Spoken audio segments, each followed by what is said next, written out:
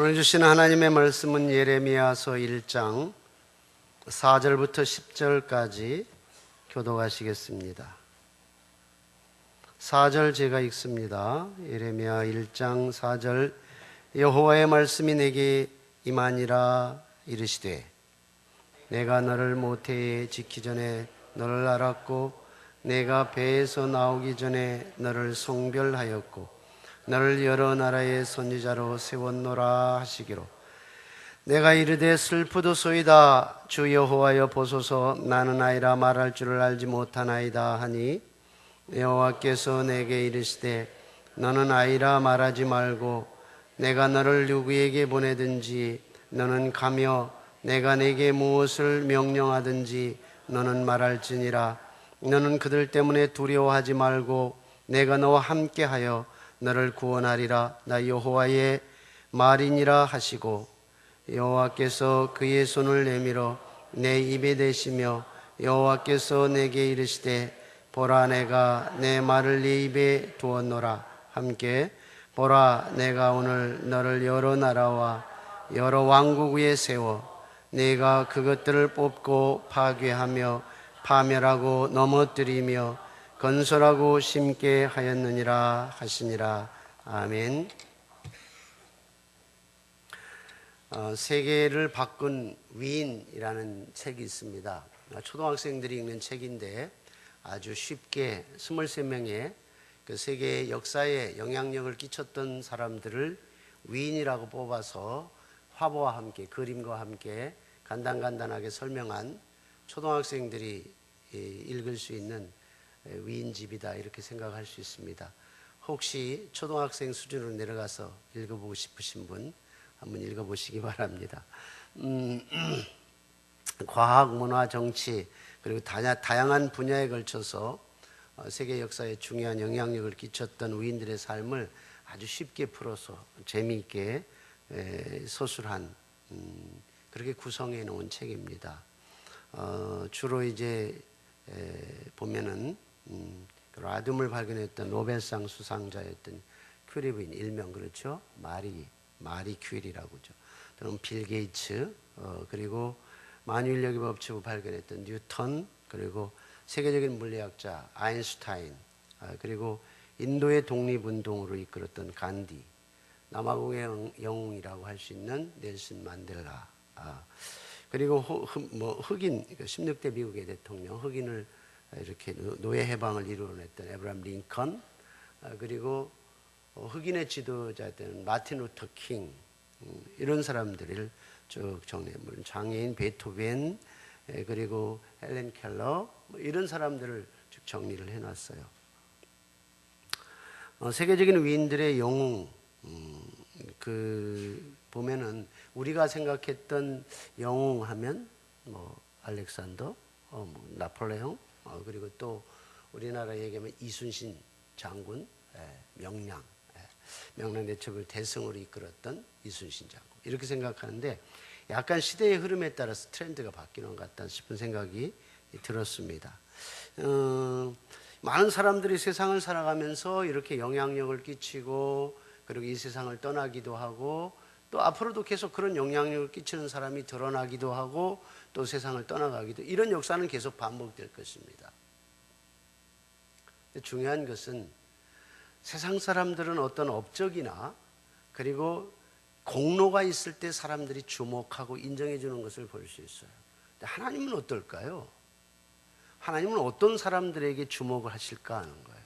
하나님도 이 세상에서 어떤 업적이나 영향력을 끼친 사람들을 들어서 하나님께서 그를 인정하고 그리고 하나님의 시선에 초점을 맞추시고 그러실까요? 하나님은 그렇진 않아요. 오늘 성경에 보면 많은 인물들이 지나가고 많은 인물들이 기록이 되어 있어요. 성경의 역사 속에서 많은 사람들이 등장하고 있는데 그 수많은 등장하는 사람들 속에 하나님의 관심은 언제나 따로 있다는 거예요. 하나님의 관심은 수많은 사람들 중에서 하나님과 믿음의 관계를 어떻게 맺고 있느냐가 중요한 거예요. 세상에서 어떤 능력과 권력을 가지고 업적을 남겼느냐가 하나님의 초점이 있는 것이 아니라 하나님은 하나님과의 관계 속에서 어떤 믿음의 관계를 가지고 있느냐에 따라서 그 사람의 인생을 주도면밀하게 주관하시고 관심을 갖고 이끄시고 엄청난 일을 만들어 내신다는 거예요. 정리하면 하나님은 믿음의 사람에게 관심이 집중되어 있다는 거예요. 그 많은 사람 중에 오늘 우리가 읽었던 이 예레미야 선지자에게 하나님이 집중되어 있어요. 결국 그 얘기는 뭐냐면 예레미야가 가지고 있는 믿음이 뭐냐는 거예요. 예레미야가 어떤 믿음을 가졌기 때문에 하나님께서 집중했을까 하는 거예요.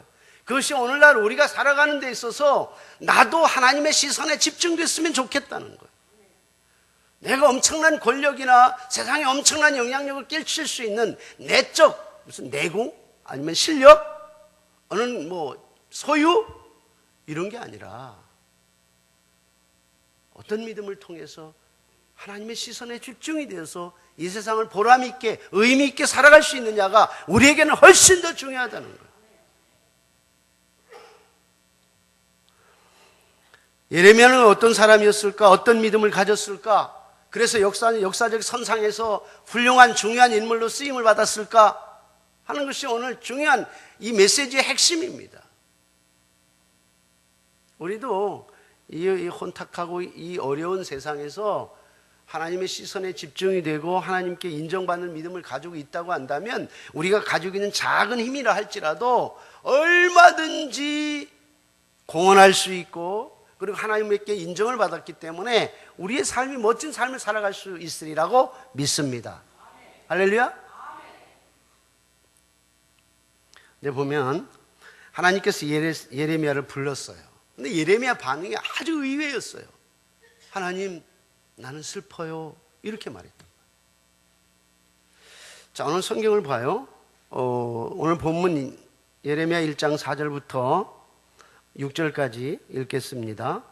여호와의 말씀이 내게 임하니라 하시니라. 이르시되 내가 너를 모태에 짓기 전에 너를 알았고, 하나님이 모태에서 짓기 전에 하나님이 예레미야를 알으셨대요. 그리고 내가 배에서 나오기 전에 너를 성별하였고, 거룩하게 구별했다는 거죠.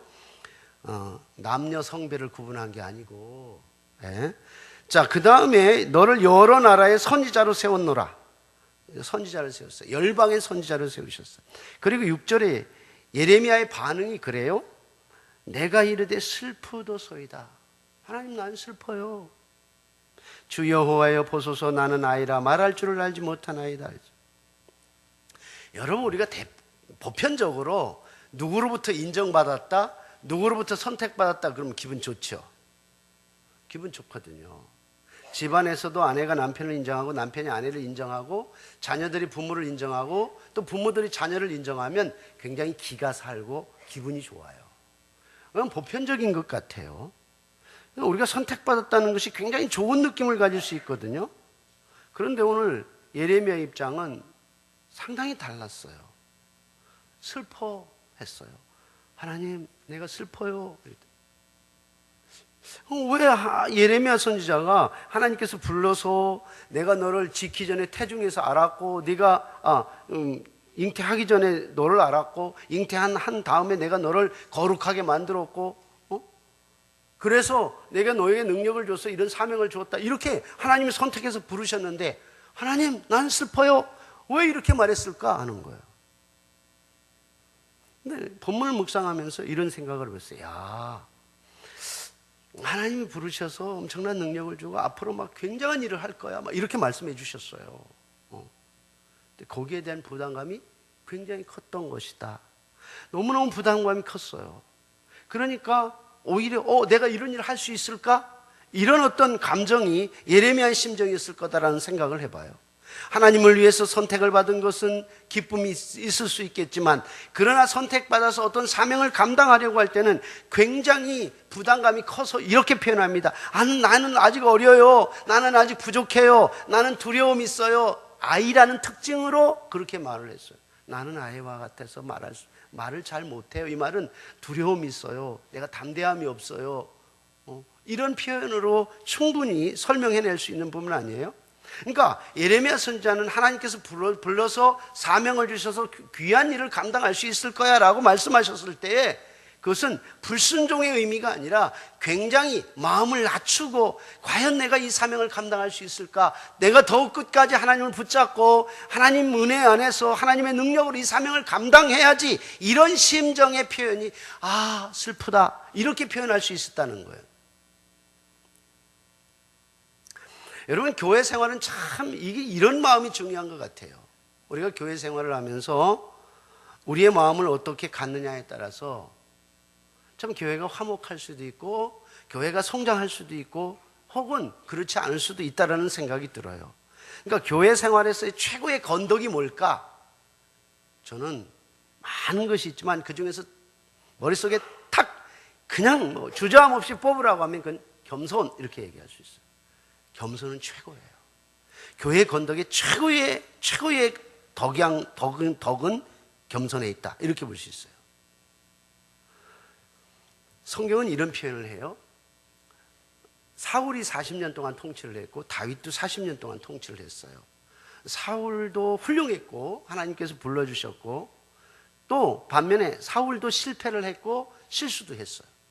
다윗도 마찬가지예요. 하나님 부르셨고 다윗도 훌륭한 일도 했지만 실수도 하고 실패도 하고 했어요. 똑같은 상황인데 성경은 곳곳에서 평가할 때 사울은 교만했어, 그래서 패했고 다윗은 겸손해서 하나님 세우셨다는 거예요. 똑같은 상황인데 누구는 패하고 누구는 세우시고, 이거의 결정적 기준이 겸손과 교만이라는 거예요. 제가 이 말씀을 생각하면서 성경을 묵상하면서 이런 케이스가 좀 있을까 하고 쭉 묵상을 하는데 창세기서부터 이렇게 묵상하다가 사도행전에서 딱 멈췄어요. 사도행전 4장하고 5장을 보니까 두 부류의 두 성격을 가진 사람의 유형이 나타나는데, 그 당시는 마가 요한의 다락방에 성령이 임하고 너무너무 은혜가 충만했어요. 성도들이 모여서 그냥 할렐루야 하면서 믿음 생활을 너무너무 잘했어요. 그래서 사도들의 가르침을 받고 그리고 서로 떡을 떼며 교제하고 기도하기에 전혀 힘쓰니 믿는 자의 수가 날마다 더하니라. 이게 사도행전 4장의 마지막 2장의 마지막 부분에서 4장까지 쭉 진행되어지는 흐름입니다. 이런 상황이 되니까 교회가 너무너무 즐거운 거예요. 그런데 은혜를 받으니까 구브르에서 난 레위 사람이 하나 있었는데 그 사람은 일명 요셉인데 제자들이 뭐라고 불렀냐면 바나바라고 불렀어요. 바나바가 은혜를 너무너무 받아서 가지고 자기가 가지고 있었던 재산들을 사도들 앞에 다 갖다 내려놨어요. 그러니까 그거 가지고 서로 함께 나누고 교회는 더 큰 은혜가 넘치고 날마다 부흥하고, 그러니 하나님께서 바나바라는 사람을 세우시지 않겠어요? 사도들 앞에 겸손한 마음을 갖고 자기 것을 다 내려놓았으니 그것을 통해서 교회가 유용하게 쓰여지고, 그러니까 그 이름이 드러나기도 했을 거란 말이에요. 그러니까 많은 사람들이 그 분위기에 있었고, 근데 사도행전 5장에 가니까 아나니아 삽비라는 사람도 자기들도 그런 주목을 받고 싶은 마음이 있었단 말이에요. 그래서 재산을 갖다가 제자 베드로 앞에 갖다 재산을 팔아서 갖다 놓은 사건이에요. 근데 문제는 결과는 상당히 달랐어요. 그 본문을 제가 사도행전 5장의 이야기니까 한번 읽어보도록 할게요. 사도행전 5장 1절부터인데 1절부터 11절까지 길지만 제가 간단하게 설명을 하면서 정리해 보도록 할게요. 아나니아라는 사람이 그의 아내 삽비라와 더불어 소유를 팔아, 이 분위기 속에서 자기가 가지고 있는 소유를 팔았어요. 그 값을 얼마를 감추었어요. 그 아내도 알더라. 얼마만 가져다가 사도들 발 앞에 두니 베드로가 이르되 아나니아야, 어찌하여 사단이 내 마음에 가득하여 내가 성령을 속이고 땅값 얼마를 감추었느냐? 땅이 그대로 있을 때에는 내 땅이 아니며 판 후에도 내 마음대로 할 수가 없더냐? 어찌하여 이 일을 내 마음에 두었느냐? 사람에게 거짓말한 것이 아니오 하나님께로다. 아나니아가 이 말을 듣고 엎드러져 혼이 떠나니 이 일을 듣는 사람이 다 크게 두려워하더라. 그 뒷부분은 아내도 동일하게 같은 속임을 해서 죽었다는 이야기입니다. 시간 관계상 그 뒤는 읽지 않겠어요. 자, 분위기가 너무 좋아서 바나바는 순수한 마음은 내놨어요. 근데 그런 외적인 모습에 자기도 주목받고 싶어하는 마음이 아나니아와 삽비라의 마음속에 있어서 자기도 그럼 나도 좀 땅을 팔아서 사도들에게 갖다 내놓을까? 그렇게 해야지 하고 그것까지는 좋았어. 헌신하는 좋았는데 땅을 딱 팔고 보니까 아까운 거예요. 그래서 뭐 절반쯤 됐는 일은 뚝 잘라서 놓고 이건 우리가 다 노대 책하고 이건 뭐 써야지 이래 생각을 했는지, 그리고 사도들 제자들 앞에 갖다 놓으니까 베드로가 그걸 알았어요. 성령께서 알게 하셨겠죠. 이게 전부냐? 네. 어떻게 이렇게 할 수 있느냐? 네가 있을 때나 없을 때나 그거 다 하나님 것 아니냐? 내가 가지고 있을 때나 팔았을 때나 다 그것은 하나님의 것인데 네가 사람에게 거짓말한 것이 아니라 하나님께 거짓말했다라는. 결국 이 바나바와 아나니아 삽비라의 차이점은 뭐냐면 하나님을 살아계신 하나님으로 인정했느냐 인정하지 않았느냐는 거예요. 다시 말하면 내가 믿음으로 순종해서 받아들이고 있느냐 드리고 있지 않느냐는 거예요. 물질을 팔아서 드렸느냐 안 드렸느냐도 중요한 대목이긴 하지만 정말 중요한 것은 내가 하나님을 어떻게 인정하고 하나님과의 관계를 정말 바르게 수직적인 관계를 세워가지고 신앙적인 관계, 믿음의 관계를 가지고 있느냐는 거예요. 순수한 마음으로 하나님의 것이니까 하나님께 돌려드려야지 라고 했던 바나바는 결과적으로 겸손한 마음을 하나님께 가졌다, 이렇게 평가할 수 있고, 아나니아 삽비라는 동기는 좋았는데 그것을 진행하는 과정 속에서 하나님을 인정하는 부분에서 굉장히 이 약한 부분이 드러나고 있는 거예요. 전적으로 인정을 했더라면 전적으로 약속했던 부분을 그대로 순종하고 나갔을 텐데, 그러나 그 믿음의 관계가 온전하게 정리되지 않았다라는 말은 자기 의지가 드러났다는 말이고, 자기 의지가 드러났다는 마음은 하나님을 전적으로 하나님 앞에 자기를 내려놓지 않았다는, 자기가 살아있다, 이 말은 교만하다라는 말. 여러분, 겸손과 교만이라고 하는 것은 우리가 살아가느냐 사느냐 죽느냐의 문제일 수 있고, 행복하냐 불행하냐의 문제일 수 있고, 하나님을 인정하느냐 인정하지 않느냐의 어떤 결과요 충분한 과정으로 우리가 설명해낼 수 있는 부분이라는 거예요. 하나님을 인정하느냐는 겸손과 교만의 차이점으로 정리해낼 수 있어요. 여러분, 우리가 하나님 앞에 겸손하게 내 자신을 내려놓는 것은 교회에 하나님의 나라를 세워가는데 가장 중요한 덕목일 뿐만 아니라 자기 자신이 하나님부터 인정받는 데 있어서 가장 중요한 덕목이라는 사실을 기억할 수 있기를 주님의 이름으로 축원합니다. 여러분, 인도의 선교사로서 아주 유명한 윌리엄 캐리를 우리가 대부분 다 알아요. 선교의 아버지라고 할 정도로 뛰어난 분인데, 이분이 언어에 뛰어났어요. 인도가 넓잖아요. 인도의 지금 인구가 거의 10억 되나요? 8억 이렇게 얘기를 하는데, 인도가 워낙 넓은 나라이기 때문에 부족들이 이 방언이 다 달라요. 언어가 다 달라요. 그래서 인도 선교할 때에 이게 하나님의 말씀을 양육하기 위해서 가장 필요한 것이 성경 번역인데, 이 윌리엄 캐리가 34개의 방언으로 성경을 번역을 했어요. 그러니까 성경 언어에 탁월한 사람이에요. 굉장히 유명한 사람이란 말이에요. 근데 이 윌리엄 캐리가 처음 인도로 선교에 왔을 때에 수많은 사람들이 우습게 여겼죠. 우습게 여긴 게 아니라 그의 교만에, 그가 알고 있는 모든 지식과 그가 가지고 있는 모든 것들을 통해서 선교하려고 하다 보니까 사람들이 자기가 있으면 얼마나 있고 자기가 똑똑하면 얼마나 똑똑해, 이런 비아냥거리는 분위기가 있었어요. 그래서 어떤 큰 이 저녁 만찬이 있을 때에 어떤 사람이 거드름을 피우면서 윌리엄 캐리를, 저걸 한번 내가 코를 납작하게 만들어줘야지, 이런 생각을, 악한 심정을 가지고 이제 골탕을 먹이려고 했어요. 그래서 큰 소리로 이렇게 했어요. 윌리엄 캐리 씨, 이렇게 부르면서, 당신은 옛날에 구두 짓는 사람 아니었습니까? 비웃으면서 이런 식으로 윌리엄 캐리의 인격을 깎아내리려고 했어요. 그래서 이 윌리엄 캐리가 답변하는 것이 참 더 재미가 있습니다. 쓱 웃으면서 이 윌리엄 캐리가 하는 얘기가, 선생님, 아니에요. 저는 구두 짓는 사람이 아니라 구두 수선공이었어요. 자신은 구두를 만들 줄 모르는 사람이라.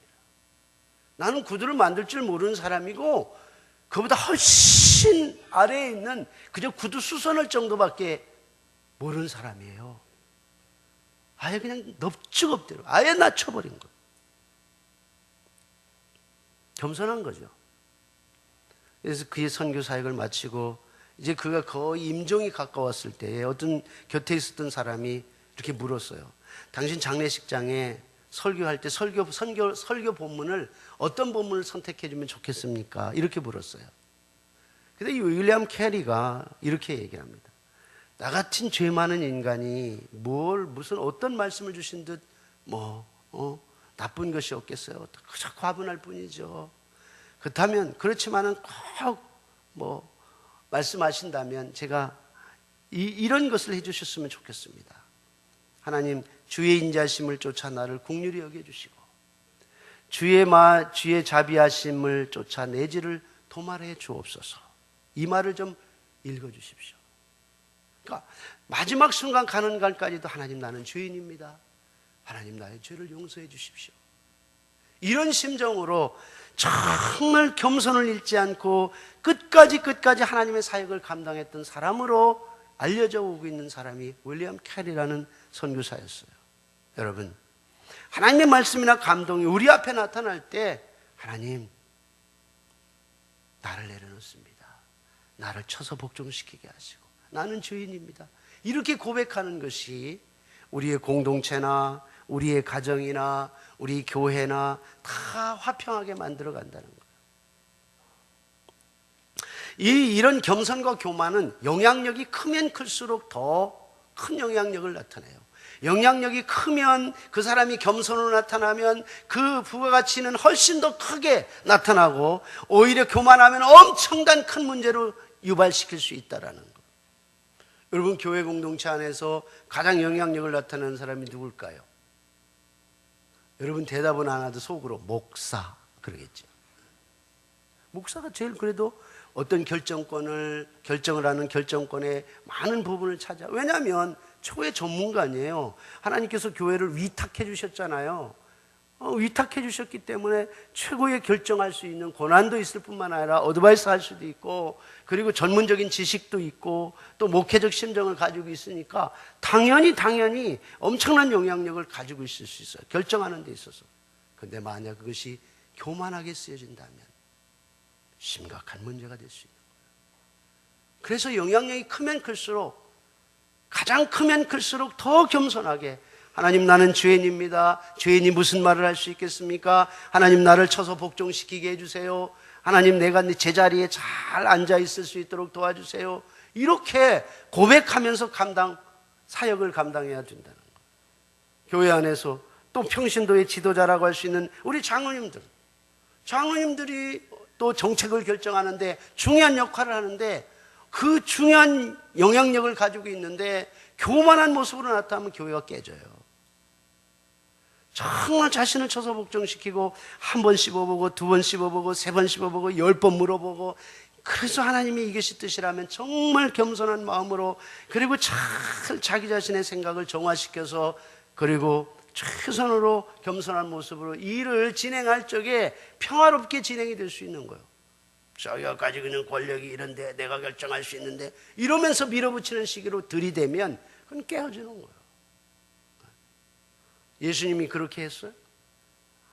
겸손한 모습으로, 십자가를 지는 심정으로, 그런 마음으로, 섬기는 마음으로, 종의 심정을 갖고 하나님의 뜻을 받들어 가야 되는 거예요. 영향력이 큰 사람일수록 어떻게 해야 된다? 겸손한 모습으로, 말씀 앞에, 십자가 앞에, 하나님 앞에 공손한 모습으로 세워갈 때에 교회는 아름답게 행복하게 성장할 수 있는 거예요. 그렇지 않으면 백인백색 교회만큼 자기 개성이 강한 데가 없어요. 교회는 다 주인입니다. 100이면 100명이 주인이에요. 사공이 많으면 배가? 대답 안 하시죠. 그렇지, 대답 안 하시지.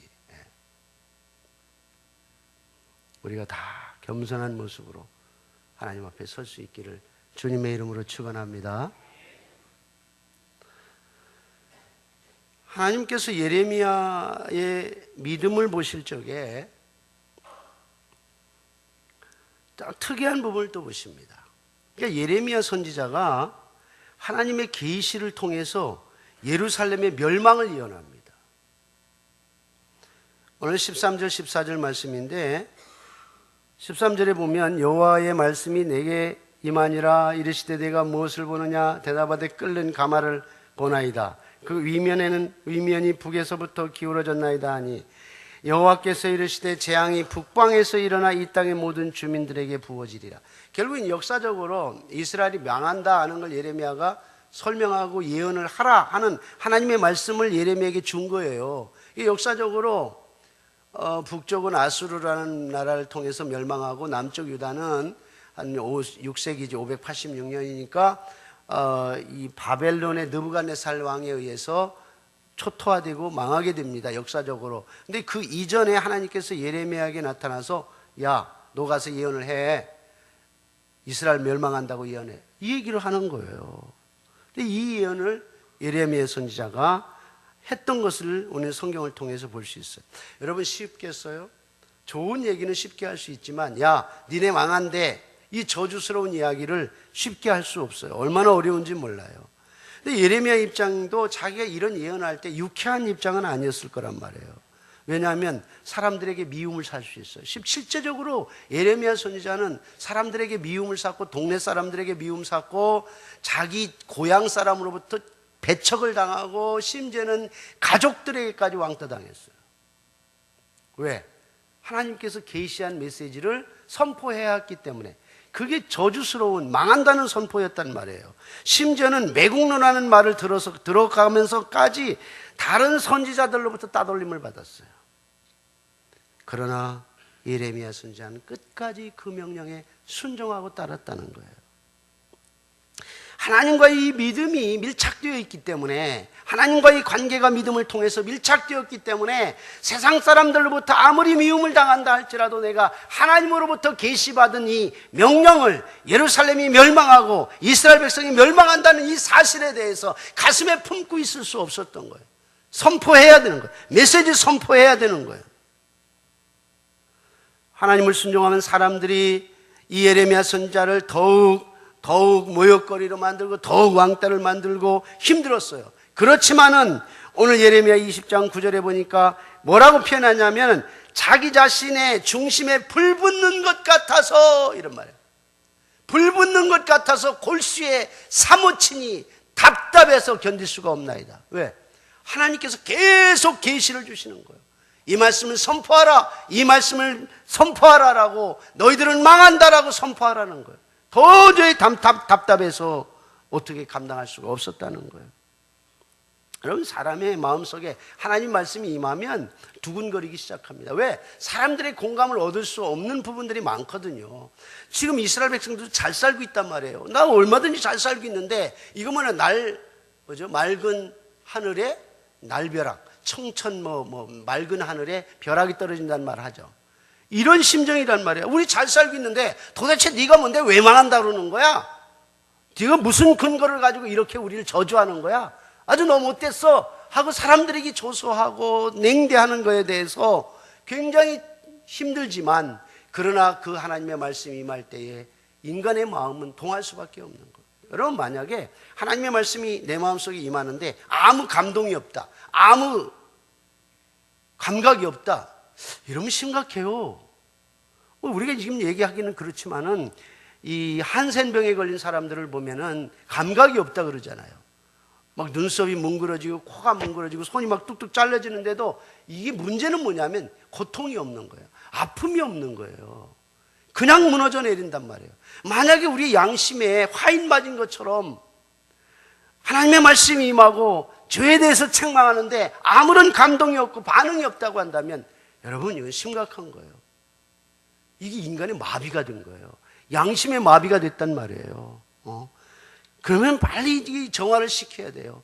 이걸 뭐 우리 필터링 한다 그러죠. 이 자동차에도 보면은 이 먼지를 필터링 해내는 있죠. 기름 엔진 오일도 5,000km에 한 번씩 갈아주고 그렇게 하고 그 갈아줄 때마다 먼지를 필터링 해주는 필터가 있어요. 그것도 체인지를 해준단 말이에요. 저는 뭐 자동차 전문 지식이 아니니까, 전문가가 아니니까 잘 모르지만은 그건 일반적으로 다 아는 사실이란 말이에요. 엔진 오일 갈아줘야 되고 필터도 갈아줘야 되고, 안 갈아주면 자동차 성능이 떨어지는 거예요. 마찬가지란 말이에요. 우리의 양심도 하나님의 말씀을 통해서 계속 민감하게 필터링을 해줘야 돼. 더럽고 추한 쓰레기가 너무너무 우리의 양심을 마비시키고 해가지고 이게 더러운지 깨끗한지 모르는 거예요. 그러니까 하나님 말씀으로 듣고 깨닫고 다시 한번 회복시키고, 그러니까 저는 가끔 그런 얘기를 합니다. 이 세상에 똑똑한 아이들 많지만 뭐 한 추억을 가지고 와도 우리 드림교회에 유초동부나 중고동부나 대학청년부 한 명하고 안 바꾼다. 내가 안 바꾼다. 이 얼마나 소중한 존재들인데. 에? 너네들은 다 죽은 시체야. 세상은 다 죽은 시체예요. 그래서 생명력이 없는 거예요. 그러나 우리 아이들은 믿음으로 거듭나고 하나님의 생명을 가지고 있기 때문에 이들은 소중한 존재들이다. 정말 중요한 것은 매 주일마다 이렇게 하나님의 말씀을 듣고 우리의 마비되는 세상에서 살다 보면 양심도 마비되고 생각도 마비되고 기준도 이렇게 떨어지게 되고 그러는 걸 하나님의 말씀을 통해서 업시키잖아요. 주일마다 깨끗하게 하나님 말씀으로 이렇게 필터링 해가지고 여과시켜가지고 새로운 심정으로, 새로운 심장으로, 새로운 양심을 갖고 세상에 나가서 세상에서 싸우다가 또 패전하고 쓰러지고 넘어지면 또 다시 주일날 나와서 또 재충전하고. 이 하나님의 사람들은 그래서 이 모든 역사에 하나님의 사람이나 교회가 혼탁해지면 세상은 종말이 온다, 그런 말 하는 거예요. 여러분, 우리의 양심이 어때요? 하나님의 말씀이 우리 마음속에 임할 때 우리 양심이 괴로워지고 또 떨림이 있고, 우리 마음이 하나님 말씀과 성령의 다스림 앞에서 민감해야 된다는 얘기입니다. 저는 가끔 죄송할 때가 있어요. 왜냐하면 제가 잘 못 살잖아요. 제가 목사이지만은 나름대로 열심히 살려고 애쓰지만 세상에 어떻게 다 완벽하게 살 수 있어요? 저도 속상하고 또 저도 또 때로는 고마워서 감사하고 눈물 흘리기도 하고, 지난 금요일 날은 또 어떤 분이 또 커피를 갖다 주시는 걸 보니까 마음이 뭉클하고 감동이 생긴단 말이에요. 저도 그런 것뿐만 아니라 나쁜 감정도 생길 수 있는 거란 말이에요. 그런데 제가 하나님 말씀을 선포하는 사람 아니에요. 주일날 하나님 말씀을 선포할 때 좀 불편한 얘기 할 수 있어요. 여러분, 죄를 지으면 안 됩니다, 뭐 이런 얘기도 할 수 있어요. 그렇죠? 근데 사실은 불편해요. 왜 뒤통수하면 너도 죄인 아니야? 이런단 말이에요. 그래서 제가 불편할 수 있단 말이죠. 여러분 용서해 주시기 바랍니다. 혹시 제가 말씀을 선포할 때 여러분 마음에 부담이 되고 버거울 수도 있어요.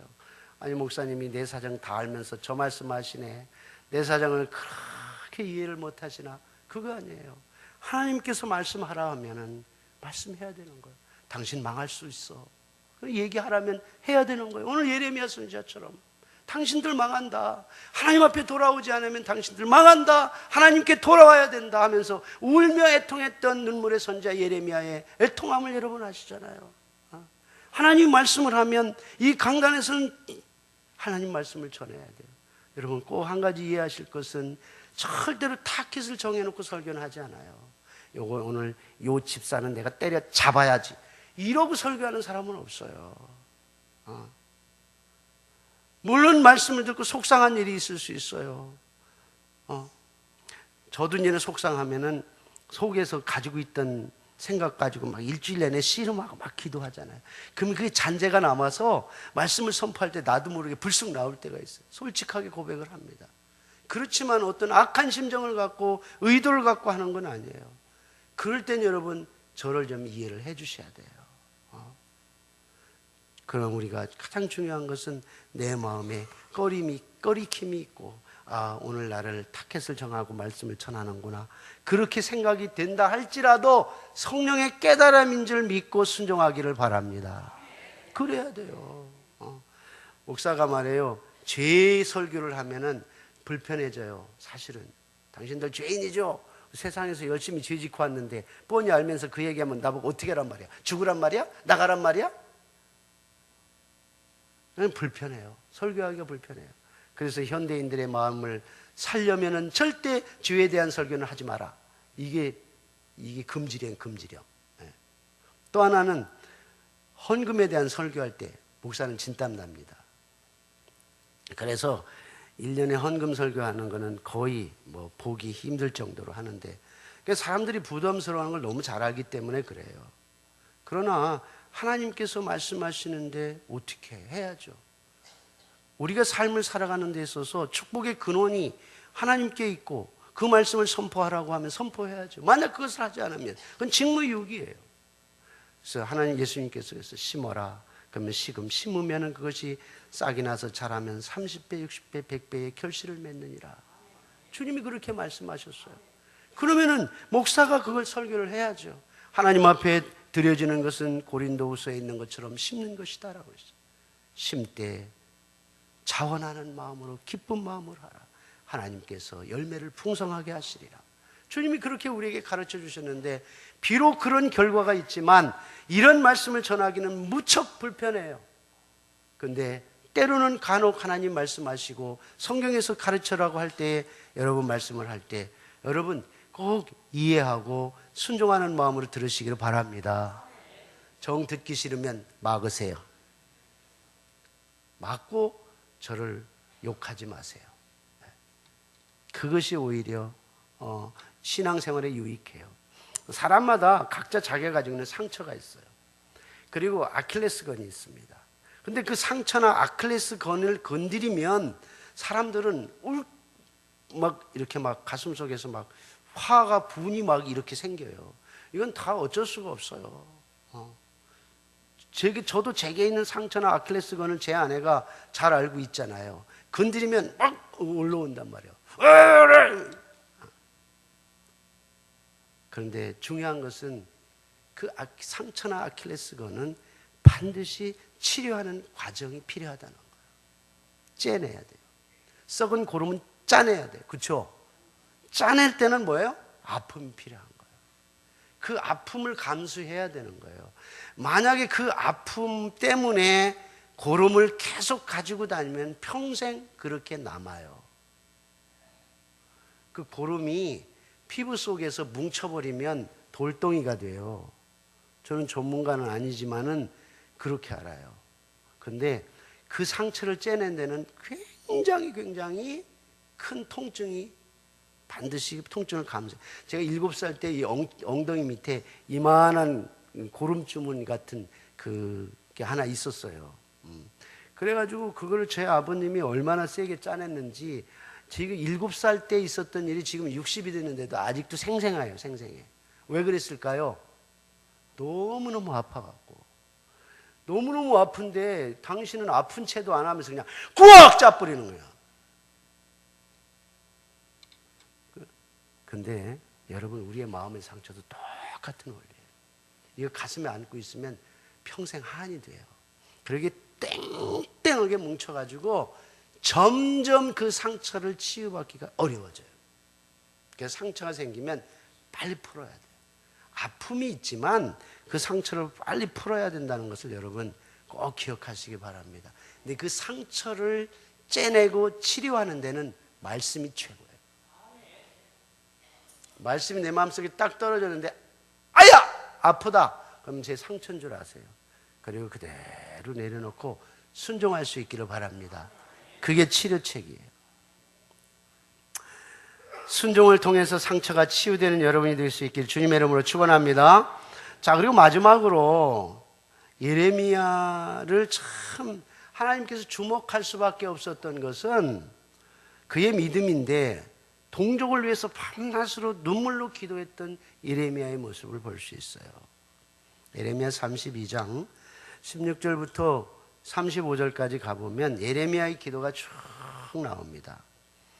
한 16절, 17절 두 절만 읽어볼게요. 제가 내가 매매 증서를 네리야의 아들 바룩에게 넘겨준 뒤에 여호와께 기도하여 이르되, 그러니까 기도하는 거예요. 예레미야가 슬프도소이다. 주 여호와여, 주께서 큰 권능과 표신팔로 천지를 지으셨사오니 주에게는 할 수 없는 일이 없나이다. 그러니까 이 말은, 그러니까 이스라엘 백성들이 범죄해갖고 멸망하잖아요. 멸망한다고 선포를 하는데, 다시 사실은 예레미야 선지자가 선포하고 싶었던 것들은 그들을 회복시키겠다는 선포가 또 필요해요. 그래서 예레미야 30장에 넘어가 보면 하나님께서 너희들에게 새로운 언약을 통해서 회복시킨다는 말씀을 합니다. 그러면서 하나님 앞에 기도하는데, 하나님이 어떤 분? 망하는 가운데도 회복시키는 분이라는 거예요. 천지를 지으신 하나님이라는 거예요. 큰 권능과 표신팔로 천지를 지으셨사니 주님은 무슨 일이든지 할 수 있습니다, 이 말이에요. 그러면서 하나님 앞에 기도하는 거예요. 기도하는데 그 동족들의 가슴을 끌어안고 그들의 상처를 끌어안고 기도하는 거예요. 예레미야의 기도의 특징을 보면 동족이 지은 죄를 내 죄인 것처럼, 내가 지은 죄처럼 연대 책임의식을 갖고 기도하는 모습을 봐요. 여러분, 믿음의 사람들은 자기 자신만 생각하지 않아요. 믿음의 사람은 첫째 교회 공동체를 생각하고, 왜? 교회는 그리스도의 몸이기 때문에 하나님이 이 땅에 하나님 나라를 이뤄가기 위해서 주신 최고의 공동체가 교회 공동체. 왜? 예수님의 피값으로 만든 교회이기 때문에. 이 교회 공동체가 무너지는 것은 하나님께 엄청난 범죄하는 거예요. 그래서 교회는 그리스도의 머리고 그 교회는 그 지체라고 그랬어요. 저와 여러분들이 지체란 말이에요. 그래서 손과 발이 일사불란하게 움직이는, 그래서 생명, 유기체라는 말은 생명적으로 기계보다도, 시계 안에 있는 톱니바퀴 돌아가는 것보다도 더 섬세하게, 억만 마이크로 분의 1만큼, 그만큼의 섬세하게 이 몸이 이루어지고, 그 몸이 사지백체 오장육부가 잘 좋아서 이루어가는 것은 하나님의 생명적 유기체이기 때문에 그래요. 이 팔이 힘들어하면 이 팔이 대신하고, 한 발이 힘들어하면 다른 발이 대신한단 말이에요. 그게 교회 공동체예요. 그래서 우리는 형제의 아픔이 내 아픔인 것처럼 함께 기도하고, 함께 아파하고, 함께 울고, 함께 즐거워할 수 있는 거예요. 이게 교회 공동체예요. 그래서 교회 안에서는 주님 안에서 평화가 임하는 거예요. 여러분, 우리 드림교회는 우리가 함께 기도할 때에 지체들을 위해서 함께 기도해주고, 아픔을 함께 끌어안고, 함께 고통을 나누고 분담하는 그런 공동체가 되기를 주님의 이름으로 축원합니다. 하나님이 그런 교회를 기뻐하세요. 하나님이 그런 교회를 들어서 이 메시지 말에 교회다운 교회로 사용하신단 말이에요. 우리 교회는 그런 교회가 되어야 돼요. 절대 다른 사람들을 비난하거나 그건 상대편에게 화를 쏘는 거예요. 비수를 꽂는 거예요. 주님이 핏값으로 세운 교회 지체들을 안타까워하며 함께하는 거예요. 모세도 그랬고 바울도 그랬고 성경의 모든 역사적인 인물이 다 그렇게 살았어요. 어떤 상황 속에서도 예레미야는 응답해 주실 것을 기대하면서 살았어요. 이스라엘이 망할 줄 알면서도 뭐라 그랬어요? 그래도 기도하고, 그래서 기도하고. 여러분, 우리도 그래서 기도하고 그래도 기도할 수 있기를 주님의 이름으로 축원합니다. 그리고 우리가 기도할 때 어떤 마음? 예레미야는 모든 뜻이 하나님 안에서 이루어질 줄 알고 기도했어요. 우리가 기도할 때 의심 없이 가야죠.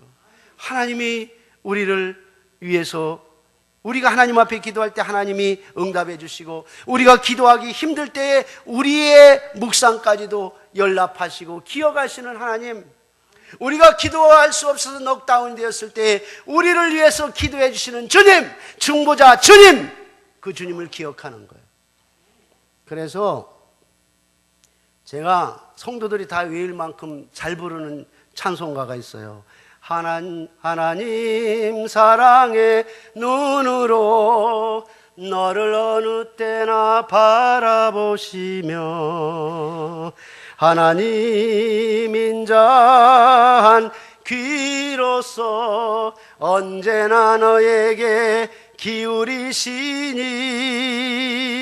어두움에 밝은 빛을 비춰주시고 너의 작은 신음에도 응답하시니, 너는 어느 곳에 있든지 주를 향하고 주만 바라볼지라.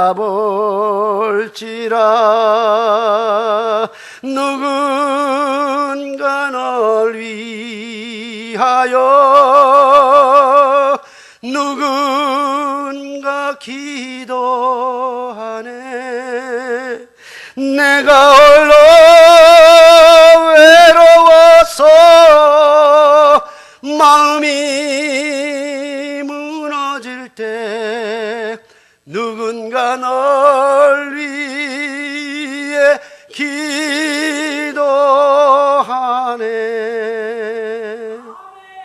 누군가 널 위해 기도하네. 누구죠? 우리 주님이. 우리 주님이 내가 지쳐서 힘들 때, 기도할 기력조차도 없을 때, 여러분 그럴 때 있잖아요. 너무너무 힘들어서 기도할 힘이 없어. 그저 하나님 그래서 눈물만 줄줄 흘릴 때가 있어요. 그때 우리 주님이 누군가 널 위해 기도하래. 내가 홀라 외로워서, 내가 너무 외로워서 마음이 무너져 내릴 때 우리 주님은 우리를 위해 기도하시네. 여러분, 우리 하나님은 그런 하나님이십니다. 우리가 하나님과 믿음의 관계를 유지할 때 예레미야처럼 하나님은 우리를 주목하시고 우리의 역사적 선상에서 우리를 사용하십니다. 우리가 힘이 요만큼 작을지라도, 아니 우리의 힘이 보이지 않을 만큼 미세할지라도 하나님은 그 힘을 통해서 엄청난 역사 위에 우리 교회 공동체를 위해, 우리 가정을 위해, 우리 이웃을 위해 우리 하나님이 사용하십니다. 그 믿음을 갖고 우리는 열심히 주님 손 붙잡고 열심히 달려가는 저와 여러분들이 될 수 있기를 주님의 이름으로 축원합니다. 믿음으로 끝까지 걸어가기를 축원합니다. 하나님이 요구하는 대로 순종하는 믿음이 되기를 축원합니다. 내 좋은 기분이 좋을 때만의 믿음이 아니라 기분과 환경이 어려울 때도 끝까지 주님 붙잡고 가는 그런 믿음이 되기를 주님의 이름으로 축원합니다. 축원합니다. 은혜로우신 우리 아버지 하나님 참 감사합니다. 우리가 연약할 때도 우리와 함께 계시고 우리를 붙잡으셔서 미세한 힘으로 인류 역사를 이끌어 가시는 그 하나님의 놀라운 은총을 찬양하며 그 하나님 앞에 붙잡힌 믿음이 되기를 소망합니다. 주여 나를 역사하여 주옵소서. 나를 사용하여 주옵소서. 내 힘이 부족하고 연약하다 할지라도 사단마귀 뿌리치게 하시고 주님 손 붙잡고 하나님의 뜻을 이루어가는 하나님의 위대한 영웅들이 되게 하여 주시옵소서. 예수 그리스도의 이름으로 기도하옵나이다. 아멘.